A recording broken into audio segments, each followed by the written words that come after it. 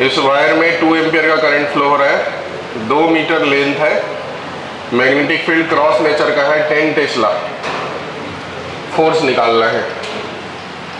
ये वायर में current 5 ampere का फ्लो हो रहा है, 3 मीटर लेंथ है, मैग्नेटिक फील्ड डॉट नेचर का है, 4 टेस्ला।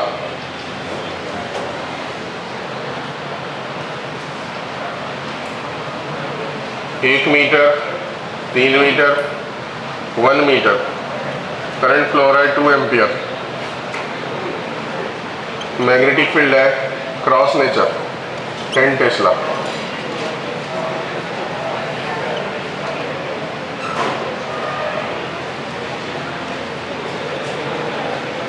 करंट फ्लो हो रहा है 5 एम्पियर, बातें मत करो, 2 मीटर का रेडियस है, मैग्नेटिक फील्ड है डॉट नेचर का, 6 टेस्ला।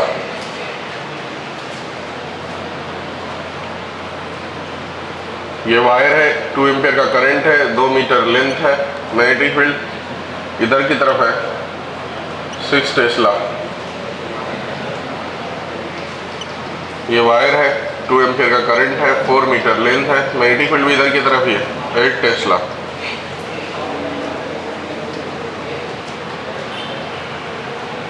बातें ना किया जाए।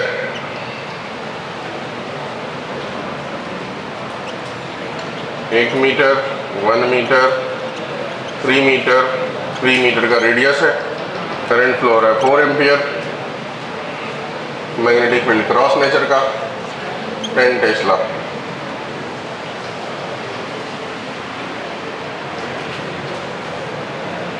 करंट फ्लो हो रहा है 4 ampere, radius 2 metre, magnetic field dot nature का, 10 टेस्ला।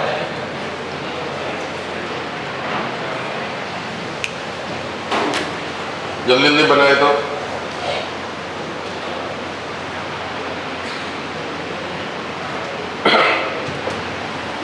देखिए बंधु, मैं बनाता हूं। फोर्स का फॉर्मूला है आइडियल क्रॉस बी,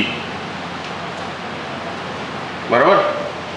तो यहां पर देखिए आइडियल का डायरेक्शन वही होगा जो करंट का डायरेक्शन, तो ये हुआ आइडियल का डायरेक्शन, और मैग्नेटिक फील्ड उससे परपेंडिकुलर है, तो इसका मतलब आइडियल क्रॉस बी, तो I D L B sine theta, तो साइन 90 हो जाएगा। ये हो जाएगा I D L B sine theta, तो ये तो 90 हो गई, तो साइन 90 की वैल्यू 1। तो यहाँ पर फोर्स का फॉर्मूला हो जाएगा आई इंटू डी एल, मतलब जो लेंथ है यहाँ से लेके यहाँ तक, डी एल जो है रिजल्टेंट लेंथ है, ये डिस्प्लेसमेंट है, ध्यान रखना, displacement between initial and final point. तो यहाँ से लेकर के यहाँ तक का जो डी एल है वो कितना है, 2 metre, I into D L into B, I की जगह 2 एम्पियर, डी एल की जगह 2 मीटर, बी की जगह 10 टेस्ला, तो जगह कितना 40 न्यूटन का फोर्स। डायरेक्शन क्या होगा, तो आइडियल ऊपर की तरफ, मैग्नेटिक फील्ड अंदर की तरफ, तो फोर्स इस वायर पे इधर की तरफ लगेगा, बराबर।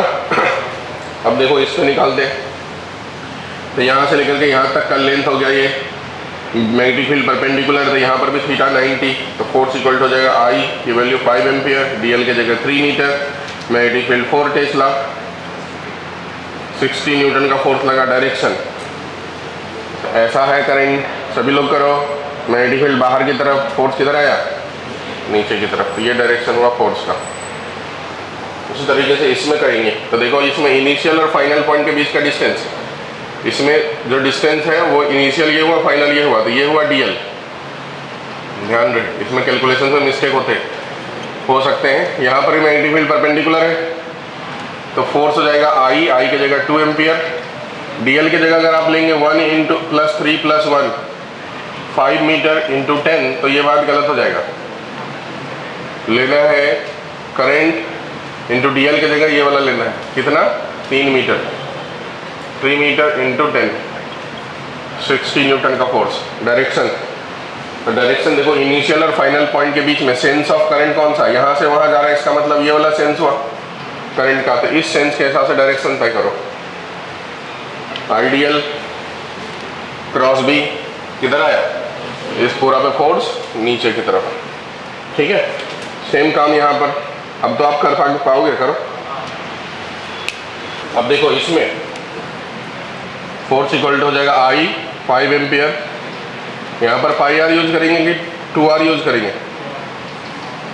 पाई आर यूज करना गलत हो जाएगा, 2R यूज करेंगे। इनिशियल और फाइनल पॉइंट के बीच में डायमीटर हो गया ये, 2 × 2 इंटू मैग्नेटिक फील्ड 6 टेस्ला। और डायरेक्शन क्या होगा? ये सेंस में करंट का डायरेक्शन है नीचे की तरफ। इस जगह में दोनों एक दूसरे में परपेंडिकुलर है।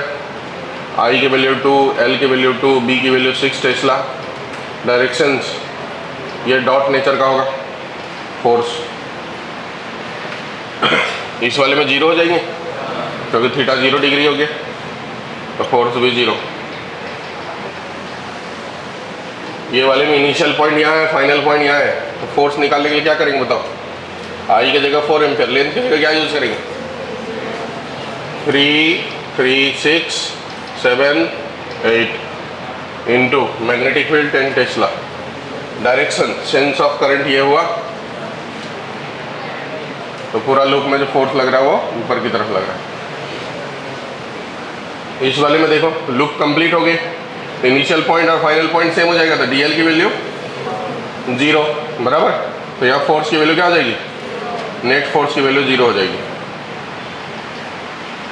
बट ये नेट फोर्स की वैल्यू 0 होगी, बट यहाँ पर देखो ध्यान से, आप एक छोटा सा पार्ट को अगर कंसिडर करो, छोटा सा पार्ट को कंसिडर करो, करंट का डायरेक्शन ये है, मैग्नेटिक फील्ड बाहर की तरफ, तो फोर्स किधर लग रहा है? नीचे लग रहा है। यहाँ पर हर पॉइंट पे फोर्स अंदर की तरफ लगेगा, मतलब ये लूप कंप्रेस होगा।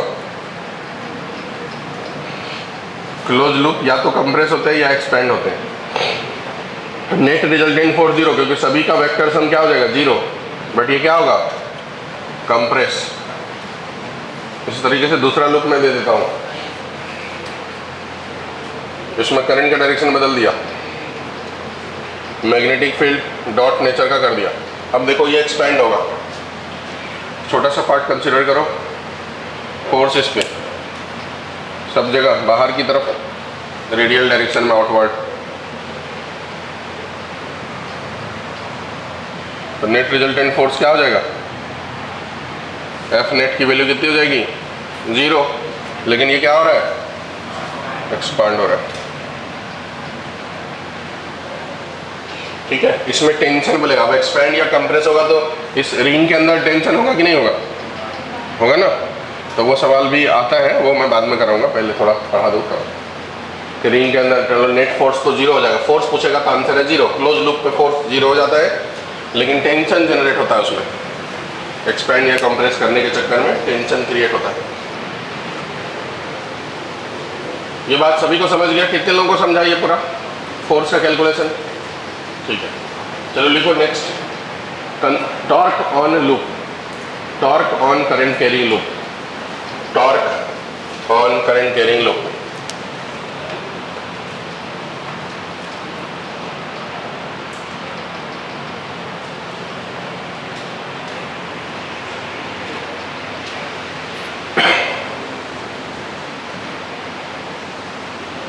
आप समझो एक मैग्नेट का नॉर्थ पोल इधर है और साउथ पोल इधर है। इस बीच में हमने एक लूप को रखे,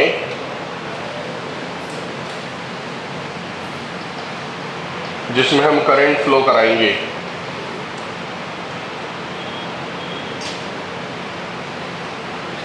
अभी मैं रेक्टेंगुलर लूप ले रहा हूं, A B C D, ठीक है। I करंट फ्लो कराया मैंने, इसकी लेंथ है L, विड्थ है B, रेक्टेंगुलर लूप का ऐसा लूप लिया मैंने। तो यहाँ पर जो मैग्नेटिक फील्ड होगी, मैग्नेटिक फील्ड नॉर्थ पोल से किधर जाता है? साउथ पोल की तरफ। तो यहाँ मैग्नेटिक फील्ड का डायरेक्शन ये है, इस लूप में नॉर्थ से साउथ की तरफ मैग्नेटिक फील्ड है, ये मैग्नेटिक फील्ड का डायरेक्शन है।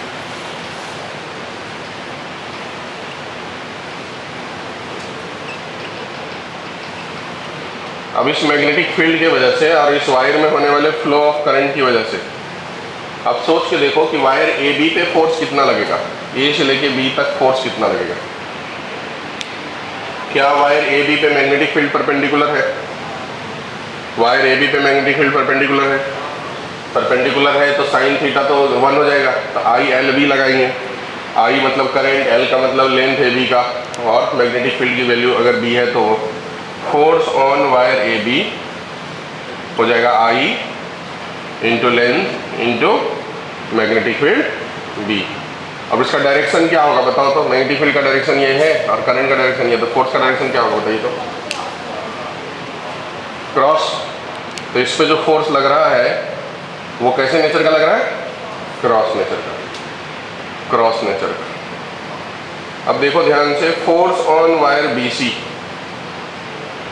तो बताओ force on wire BC wire में जो करंट फ्लो हो रहा है और जो मैग्नेटिक फील्ड है, दोनों का डायरेक्शन सेम है क्या? दोनों पैरेलल है क्या? पैरेलल है तो दोनों के बीच का एंगल कितना होगा? 0। और फॉर्मूला में साइन थीटा आता है, तो साइन 0 क्या हो जाएगा?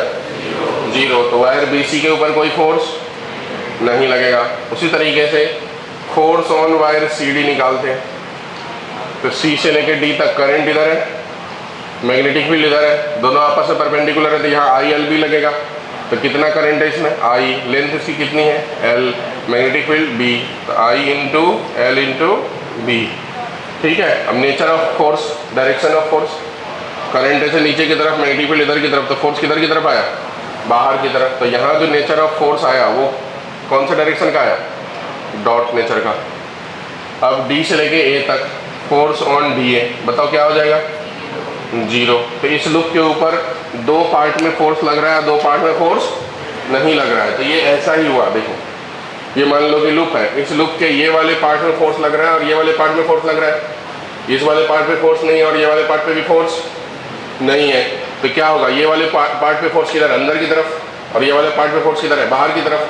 तो ये फोर्स बाहर की तरफ खींच रहा है और ये फोर्स अंदर की तरफ खींच रहा है, तो ये ऐसा रोटेट हो जाएगा। एक रखते थे किसी के पास, नहीं थोड़ा बड़ा, उसमें से निकाल के दो, आप ही दो निकाल के बीच में से।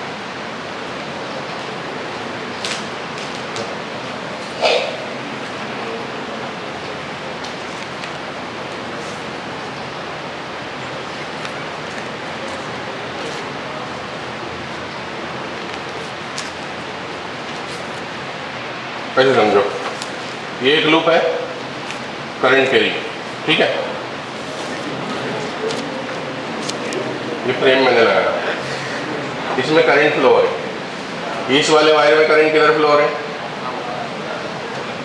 ये वाले वायर में ऊपर की तरफ, ये वाले वायर में इधर की तरफ, ये वाले वायर में, और इस वाले में।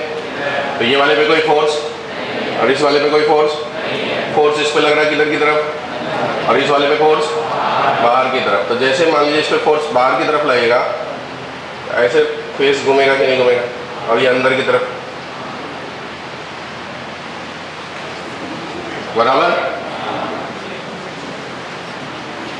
तो इस कॉइल के साथ अगर मेरी बॉडी अटैच्ड है तो मेरा बॉडी भी घूमना चालू करेगा कि नहीं करेगा? टॉर्क क्रिएट होगा कि नहीं होगा?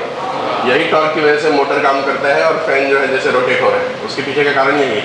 तो उस कॉइल से फिर जो भी चीज़ अटैच रहेगी वो सब घूमेगा, सबके सब घूमना चालू होगा, बराबर। समझ में आ गया बातें? तो अब ये जो वैल्यू है वो कैसे निकालेंगे? टॉर्क की वैल्यू कैसे निकालेंगे? टॉर्क की वैल्यू निकालने के लिए अब ये घूमेगा तो सेंटर लाइन के अलॉन्ग घूमेगा, ये इसकी एक्सिस हो गई, इसके अबाउट घूमेगा, ये अंदर की तरफ खींच रहा है और ये बाहर की तरफ खींच रहा है, मतलब रोटेशन ऐसा चालू हो गया। तो अगर हमको टॉर्क निकालना है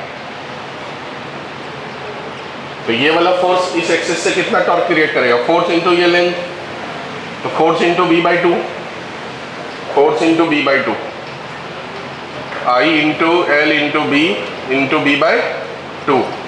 नेचर कैसा? इधर से देखोगे तो अंदर की तरफ जा रहा है, ठीक है, इंटू द, इधर से देखोगे तो बाहर की तरफ आ रहा है, तो दोनों एक दूसरे के सपोर्टिव टॉर्क है कि अपोजिट टॉर्क है? सपोर्टिव है ना, तो प्लस ही करना पड़ेगा। तो दूसरा वाला फिर वो भी क्या हो रहा है? I into L into B into B/2। तो इसे हम लोग कह देंगे I into L into B into B भी कह सकते हैं ना, कह सकते कि नहीं कह सकते? दोनों ऐड कर देंगे तो बी हो जाएगा। मतलब आप ऐसे समझो, ये आपने वो रोटेशन में कपल पढ़े होंगे, तो जब किसी ऑब्जेक्ट के ऊपर दो इक्वल अमाउंट ऑफ फोर्स लगते हैं, दोनों का सेंस ऑफ मतलब डायरेक्शन जो है अपोजिट रहता है, पर लाइन ऑफ एक्शन अलग अलग होता है, तो उसे कपल कहते हैं। ऐसा आपने पढ़े होंगे रोटेशंस के अंदर कि दो फोर्स की मैग्नीट्यूड अगर एक दूसरे के अपोजिट हो, सॉरी मैग्नीट्यूड इक्वल हो, डायरेक्शन एक दूसरे के अपोजिट हो, लाइन ऑफ एक्शन सेम नहीं होना चाहिए, लाइन ऑफ एक्शन अलग होगा, तो लाइन ऑफ एक्शन अलग होगा, तो ऐसे कॉम्बिनेशन को कपल कहते हैं। और इसका जो कपल होता है मतलब टॉर्क की वैल्यू होती है force into distance between the force होती है। तो वही हो गया फोर्स ILB और डिस्टेंस बिटवीन द फोर्स हो गया B। तो सीधा सीधा वहीं से लिख देते हैं ILB इंटू B। बराबर है, इसमें कोई दिक्कत किसी को? तो ये हुआ टॉर्क। टॉर्क स्केलर क्वांटिटी है कि वेक्टर क्वांटिटी है? मैं एक काम करता हूँ, L इंटू बी को एक साथ लिख लेता हूँ, इंटू बी। बताओ L इंटू बी का मतलब एरिया ऑफ लूप हो जाएगा क्या? हो जाएगा ना, लेंथ इंटू विड्थ। ये रेक्टेंगल है ना, तो रेक्टेंगल का एरिया क्या होगा? Length into width. तो ये क्या हो जाएगा? Area into magnetic field. अपन को पता है कि टॉर्क जो है वेक्टर क्वांटिटी है, अपन को पता है कि बी भी जो है वो कैसा क्वांटिटी है? Vector quantity. और अपन को ये भी पता है कि एरिया जो है वो कैसा क्वांटिटी है? Vector quantity. पता है ना आपको कि एरिया वेक्टर क्वांटिटी होते हैं। तो दो वेक्टर मिलकर के वेक्टर बनाएगा, तो ये डॉट प्रोडक्ट होगा कि क्रॉस प्रोडक्ट? कौन सा प्रोडक्ट होगा? दो वेक्टर मिलके वेक्टर बनाएगा, डॉट होगा कि क्रॉस होगा? क्रॉस होगा ना, क्योंकि दो वेक्टर मिलके स्केलर बनाएगा अगर डॉट होगा तो, और दो वेक्टर मिलके वेक्टर बना रहे इसका मतलब क्रॉस प्रोडक्ट होगा। तो ये दोनों क्वांटिटी का ये क्या है? Cross product. ये I इंटू एरिया को मैग्नेटिक मोमेंट कहते हैं, कैपिटल M से डिनोट करते हैं। तो ये एक वेक्टर हो गया क्रॉस, ये दूसरा वेक्टर हो गया, ये हो गया टॉर्क वेक्टर फॉर्म में, M क्रॉस B। M मतलब करंट इंटू एरिया, तो करंट इंटू एरिया एक वेक्टर क्वांटिटी है इंटू मैग्नेटिक फील्ड। इसी को आप MB साइन थीटा कह सकते हो, M into B into sine theta कह सकते हो, या इसी को आप I into A into B into sine theta कह सकते हो। ये जो साइन थीटा है वो कौन सा थीटा है बताओ? ये जो थीटा है वो कौन सा थीटा है? M और B के बीच का एंगल। M मतलब मैग्नेटिक मोमेंट, B मतलब मैग्नेटिक फील्ड। मैग्नेटिक मोमेंट का डायरेक्शन वही होगा जो एरिया वेक्टर का डायरेक्शन है। तो एरिया वेक्टर का डायरेक्शन और मैग्नेटिक फील्ड के बीच का एंगल जो है वो है साइन थीटा। जैसे इस केस में एरिया वेक्टर किधर, एरिया वेक्टर किधर होता है बताओ? एरिया वेक्टर का डायरेक्शन क्या होता है? दो ही डायरेक्शन होते हैं, परपेंडिकुलर टू प्लेन, या तो इनटू द प्लेन या फिर आउट ऑफ प्लेन। तो उसमें से परपेंडिकुलर टू प्लेन में से एरिया वेक्टर कौन सा लेते हैं? आउट ऑफ प्लेन की इनटू द प्लेन? जिस फेस को हम देख रहे हैं वहां से हमको एरिया वेक्टर का डायरेक्शन आउट ऑफ प्लेन लेना रहता है। तो इस फेस को हम देख रहे हैं तो एरिया वेक्टर का डायरेक्शन ये हो गया, मैग्नेटिक फील्ड का डायरेक्शन ये हो गया, तो दोनों के बीच का एंगल क्या क्या है? 90। तो इस पर्टिकुलर केस में साइन 91,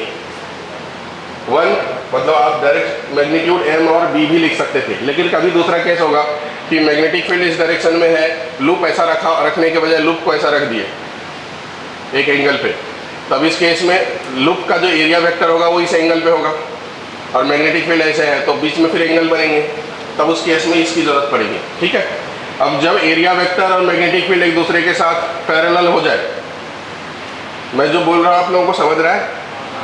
लग नहीं रहा है चेहरा देख करके, एक बार देखो तो ठीक से इतनी बात को फिर से एक्सप्लेन कर देता हूँ। ये फोर्स समझा क्या आप लोगों को? ये फोर्स समझा क्या? ये भी समझा क्या? ये भी समझा क्या? तो इसके ऊपर अंदर की तरफ फोर्स लगेगा, इसके ऊपर बाहर की तरफ फोर्स लगेगा, तो ये रोटेट होना चालू होगा, और रोटेशन कहीं भी टॉर्क की वजह से होता है, बिना टॉर्क के रोटेशन हो सकता है क्या? इसका मतलब इस जगह टॉर्क लगना चालू हो गया होगा, उसी टॉर्क को कैलकुलेट कर रहे हैं। टॉर्क कैलकुलेट करने का फॉर्मूला होता है force into F into R, मतलब R क्रॉस F को कहते हैं ना। तो R क्रॉस F मतलब फोर्स को R के साथ मल्टीप्लाई करना। R मतलब एक्सिस से दूरी, एक्सिस से दूरी इसकी b/2 है क्योंकि टोटल लेंथ b है, तो ये तो सेंटर के अराउंड नहीं रोटेट होगा, तो ये b/2 और इधर भी b/2, तो दोनों को ऐड करेंगे तो आ गया I into L into B. अब लेंथ और विड्थ को एक साथ रख दिया, लेंथ इंटू विड्थ रेक्टेंगल का एरिया हो गया, तो फॉर्मूला हो गया टॉर्क का I into area into B. I into area को कहते हैं magnetic moment. Magnetic moment vector quantity है क्योंकि एरिया एक वेक्टर क्वांटिटी है। दो वेक्टर मिलकर के, मैग्नेटिक फील्ड भी वेक्टर है, एरिया भी वेक्टर है, दो वेक्टर मिलकर के टॉर्क क्रिएट कर रहा है, टॉर्क भी वेक्टर क्वांटिटी है। तो ये तभी पॉसिबल होगा जब यहाँ क्रॉस प्रोडक्ट होंगे, इसीलिए मैंने torque equal to vector form में फॉर्मूला लिखा है M क्रॉस B, या M को I into A cross B। ठीक है, और इसको न्यूमेरिकल वैल्यू में लेकर के जाएंगे तो MB साइन थीटा या I into A into B sine theta, ऐसा हो गया न्यूमेरिकल वैल्यू उसकी। तो ये जो m क्रॉस b है, जिसमें m जो है वो मैग्नेटिक मोमेंट है और b जो है वो क्या है, मैग्नेटिक फील्ड है। अब इस मैग्नेटिक मोमेंट m की बारे में बात करेंगे, इसे मैग्नेटिक मोमेंट कहते हैं। ये वही काम करता है जो डाइपोल मोमेंट करता है इलेक्ट्रिक में, p मैग्नेट में मैग्नेटिक मोमेंट वही काम करता है जो डाइपोल में, इलेक्ट्रिक डाइपोल में p जो काम करता है डाइपोल मोमेंट, वही काम है यहाँ पर मैग्नेट में मैग्नेटिक मोमेंट का, सेम काम है। वहाँ भी torque equal to p cross E आया था, याद करो, आया था p cross E, p e sine theta आया था क्या डाइपोल में, तो यहाँ पर वही आया, p की जगह m cross b, m b sine theta. ठीक है, ये वेक्टर क्वांटिटी हो गया, वेक्टर हो गया। इसका यूनिट लिखेंगे तो कितना हो जाएगा, देखो, करंट इनटू एरिया, करंट का यूनिट एम्पियर और एरिया का यूनिट मीटर स्क्वायर, डायमेंशन इसका क्या हो जाएगा, a इंटू एल स्क्वायर। ये इसका डायरेक्शन हो गया, डायमेंशन हो गया। डायरेक्शन इसका क्या होगा, एरिया वेक्टर के अलोंग डायरेक्शन होगा, डायरेक्शन अलोंग एरिया वेक्टर। तो एरिया वेक्टर तो एक्सियल वेक्टर है, तो इसका मतलब ये कैसा वेक्टर है, एक्सियल वेक्टर है। टॉर्क भी एक्सियल वेक्टर है, ये पहले आप पढ़े होंगे, टॉर्क भी एक्सियल वेक्टर है, ये भी एक्सियल वेक्टर है। इतनी बात क्लियर है। अब मैंने यहाँ पर ये डेरिवेशंस किया रेक्टेंगुलर लूप के लिए, पर ये वैलिड सभी प्रकार के लूप के लिए। मतलब अगर सर्कुलर लूप रहता, अगर सर्कुलर लूप रहता जिसमें करंट आई फ्लो होते रहता और यहाँ मैग्नेटिक फील्ड बी होती और इसकी रेडियस आर होगी, तो यहाँ पर भी टॉर्क क्रिएट हो जाएगा और उसके जगह हम यही लिखेंगे I into area pi R square into B. Semi circular loop रहेगा, मैग्नेटिक फील्ड प्लेन में है, तब भी टॉर्क यही हो जाएगा, current into area pi R square by 2 into magnetic field. मतलब लूप का शेप कैसा भी हो उससे कोई लेना देना नहीं है, लूप का शेप जैसा भी हो, area of loop into current into magnetic field, torque create हो जाता है। सिर्फ टॉर्क कब क्रिएट नहीं होगा, जैसे कि इस वाले में देखो सर्कुलर लूप है लेकिन मैग्नेटिक फील्ड यहाँ डॉट नेचर का या क्रॉस नेचर का है, तो यहाँ टॉर्क जीरो हो जाएगा।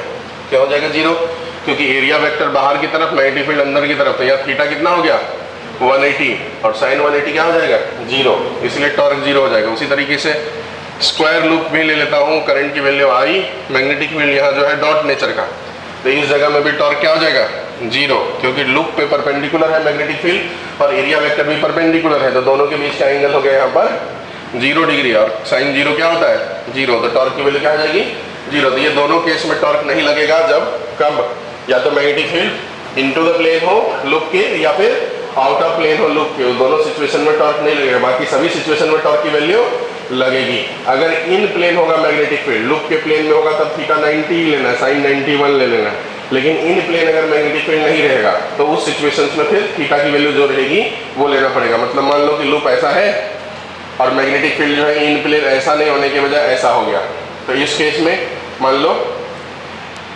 डायग्राम समझो, ऐसा समझो, ये लूप है, ये एरिया वेक्टर का डायरेक्शन है, मैग्नेटिक फील्ड ऐसे हो गया,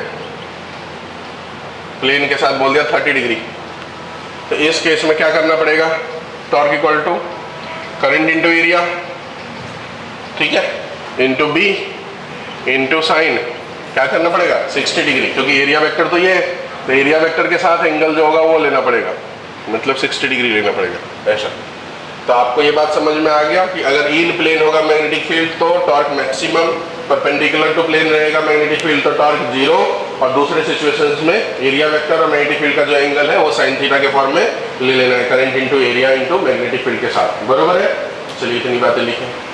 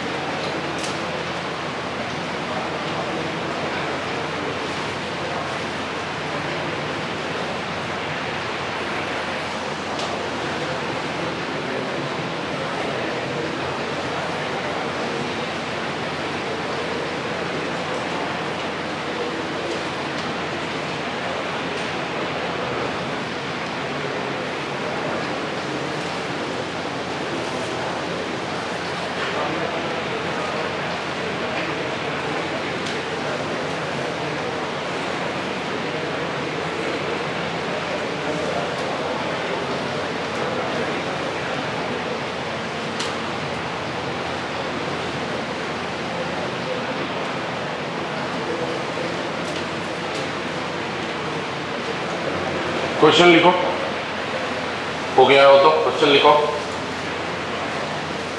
electron comma beta comma positive beta, proton, alpha particle, neutron, gamma particle, neutron, gamma particle, helium plus ion, lithium plus ion, all are projected with same velocity into the perpendicular magnetic field, into the perpendicular magnetic field.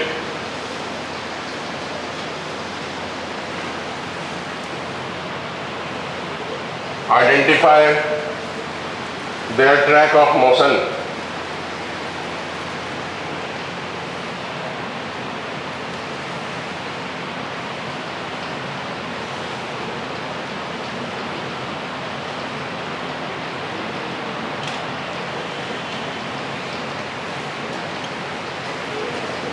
Identify their track of motion.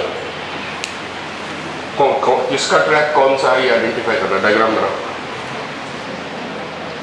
देखो electron और beta दोनों same ही होता है।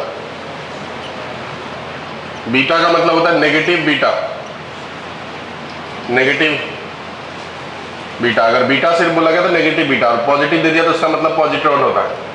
सिर्फ beta का मतलब negative beta, और ये इलेक्ट्रॉन जैसा ही होता है सब कुछ। और पॉजिटिव बीटा अगर है तो उसका मतलब होता है पॉजिट्रॉन।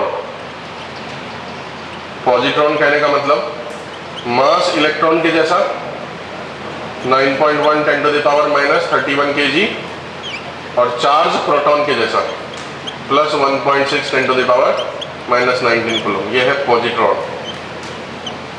ठीक है, चार्ज जो है प्रोटॉन के जैसा, मास इलेक्ट्रॉन के जैसा, उसी को कहते हैं पॉजिट्रॉन, और वही है पॉजिटिव बीटा पार्टिकल। जो गामा पार्टिकल है और न्यूट्रॉन, ये दोनों न्यूट्रल होते हैं, इस पे कोई चार्ज नहीं होता। अगर ये न्यूट्रल है तो ये अनडेविएटेड होगा, अनडिफ्लेक्टेड। तो इसका मतलब ये जो F का जो डायरेक्शन है वो जो है वो किसका है, गामा पार्टिकल का और न्यूट्रॉन का, वो सीधा सीधा चला गया। नेगेटिव चार्ज पे फोर्स किधर लगेगा, यहाँ फोर्स पॉजिटिव चार्ज पे ऊपर की तरफ, तो नेगेटिव चार्ज पे, इसका मतलब नीचे वाला जो पाथ है वो किसका है, इलेक्ट्रॉन और बीटा का है। मतलब ये जो G पाथ है वो इलेक्ट्रॉन और बीटा का है, दोनों सेम ही है। अब इस पॉजिटिव में कंपेयर करना है हमको, किसको किसको कंपेयर करना है, प्रोटॉन को, अल्फा को, हीलियम प्लस, लिथियम प्लस, और एक और पॉजिटिव बीटा, बीटा पॉजिटिव, इस सब को कंपेयर करना है। ठीक है, मतलब इसका पाथ क्या होगा, तो beta positive, proton, alpha, helium plus और लिथियम प्लस, ये सब तय होगा रेडियस से। R = mv होता है qb, बराबर। तो वेलोसिटी सेम है, मैग्नेटिक फील्ड सेम है, सभी पार्टिकल के मास और चार्ज अलग अलग हो सकते हैं, तो मास चार्ज के रेशियो पे ये तय होने वाला है। ठीक है, मास और चार्ज का रेशियो। अगर मान लीजिए मैं रेडियस ऑफ पॉजिटिव बीटा की बात करता हूँ तो मास ऑफ इलेक्ट्रॉन उसका मास हो गया, और चार्ज ऑफ प्रोटॉन उसका चार्ज हो गया, उसे क्यों लिख देता हूँ। अगर मैं रेडियस ऑफ प्रोटॉन की बात करूँ तो मास of proton by charge of proton हो गया। अगर मैं रेडियस ऑफ अल्फा की बात करूं तो अल्फा मतलब डबली चार्ज हीलियम आयन, मतलब 2 पॉजिटिव चार्ज है तो 2q, और मास उसका कितना हो जाएगा 4, तो 4 times of mass of proton by 2 times of charge of proton. ये हो गया रेडियस ऑफ अल्फा पार्टिकल। ये वैल्यू नहीं है, मतलब करस्पॉन्डिंग रेशियो समझो, क्योंकि हमने वेलोसिटी और फील्ड सेम रखे। Radius of helium plus, helium plus में 4 टाइम्स मास होगा, पर चार्ज एक ही है, तो by q. Radius of lithium plus बताओ, तो रेडियस ऑफ लिथियम 6 मास होगा, तो 6 times of mass of proton by charge एक ही है क्यू। अब जिसका रेडियस बड़ा होगा तब इस सब में सबसे बड़ा डेटा किसका दिख रहा है आपको बताओ? लिथियम प्लस का दिख रहा है क्या? 6, यहाँ पर 4 का नंबर है, यहाँ पर 2 का नंबर है, यहाँ पर 1 का नंबर है, और ये बहुत छोटा है क्योंकि मास ऑफ इलेक्ट्रॉन बहुत छोटा हो जाता है, बराबर। तो सबसे ज्यादा किसका रेडियस आपको दिख रहा है? इस डेटा को देखने के बाद क्या समझ में आ रहा है? सबसे बड़ा रेडियस लिथियम प्लस का, उसके बाद रेडियस हीलियम प्लस का, उसके बाद रेडियस अल्फा पार्टिकल का, देन रेडियस प्रोटॉन का, और सबसे छोटा रेडियस पॉजिटिव बीटा का, बराबर है। तो सबसे बड़ा रेडियस इसमें से इस ट्रैक में सबसे बड़ा रेडियस कितने दिखे? सबसे बड़ा रेडियस कौन है? ई है। तो ये हो गया लिथियम प्लस आयन, ठीक है। उससे छोटा रेडियस, कर्व बड़ा होगा तो रेडियस बड़ी होगी, कर्व छोटी होगी तो रेडियस छोटी होगी। उससे बाद ये हो गया किसका? हीलियम प्लस का, ये हो गया रेडियस ऑफ अल्फा पार्टिकल, ये हो गया रेडियस ऑफ प्रोटॉन, ये हो गया रेडियस ऑफ पॉजिटिव बीटा। समझ गया आपको? चलो बना लो। क्वेश्चन लिखो, find the ratio of radius of alpha particle and proton, find the ratio of radius of alpha particle and proton if they are accelerated by same potential, if they are accelerated by same potential, they are accelerated by same potential in perpendicular same perpendicular magnetic field, same perpendicular magnetic field accelerated by same potential in perpendicular magnetic field। तो देखो बंधु ध्यान से, radius का formula m v by q B. M v को ही momentum कहते हैं, मोमेंटम को ही अंडर रूट 2km कह सकते हैं। ये सब तो पढ़े होंगे आपने। 2km मोमेंटम को कह सकते हैं, कैसे बताओ? Kinetic energy equal to p square by 2m, बराबर पढ़े ना? Kinetic energy equal to p square by 2m। तो पी स्क्वायर की वैल्यू 2km, तो p की value under root 2km। k का मतलब काइनेटिक एनर्जी, काइनेटिक एनर्जी का मतलब वर्क डन, तो काइनेटिक एनर्जी का मतलब हुआ वर्क, और वर्क का मतलब होता है चार्ज इनटू वोल्टेज, बराबर। तो यहाँ पर एक्सेलरेटिंग वोल्टेज है, तो मतलब उसके टर्म में लिखना पड़ेगा पहले फॉर्मूला को, इसलिए मैं लिख रहा हूँ।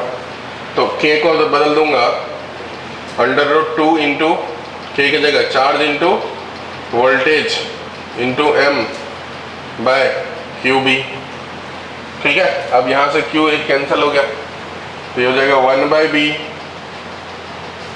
Under root 2 voltage mass by charge, बराबर। अब इस रेशियो के अकॉर्डिंग आप यूज कर लो। कह रहा है कि सेम मैग्नेटिक फील्ड, तो ये तो सेम हो गया, 2 का नंबर भी सेम ही रहेगा, मास चार्ज और वोल्टेज, वोल्टेज भी सेम ही है, एक्सेलरेटेड बाय सेम वोल्टेज ऐसा बोला है। तो root m by root q के हिसाब से रेशियो हो जाएगा।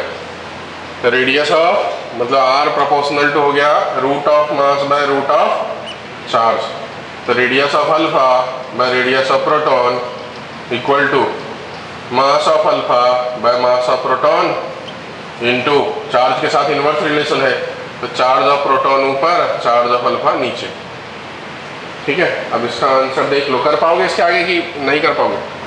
मास ऑफ अल्फा कितना? डबली चार्ज हीलियम आयन तो 4m, मास ऑफ प्रोटॉन कितना? m, charge of proton q, तो मास ऑफ अल्फा कितना? 2q। अब देखो सॉल्व हो गया, क्या बचेगा? रूट 2, तो रूट 2:1 हो गया आंसर। अब मैंने ये फॉर्मूला पूरा लिख दिया, अब ये फॉर्मूला लिख लेना, क्योंकि इसमें से कोई भी चीज यूज हो सकती कभी भी। काइनेटिक एनर्जी के टर्म में लगेगा, सेम काइनेटिक एनर्जी से जा रहा है 2 पार्टिकल, सेम वेलोसिटी से जा रहा है तो ये वाला फंक्शन पे जाएगा, सेम मोमेंटम से जा रहा है तो ये वाला फॉर्मूला लगेगा, सेम काइनेटिक एनर्जी से जा रहा है तो ये फॉर्मूला लगेगा, सेम वोल्टेज से जा रहा है तो ये वाला फॉर्मूला लगेगा।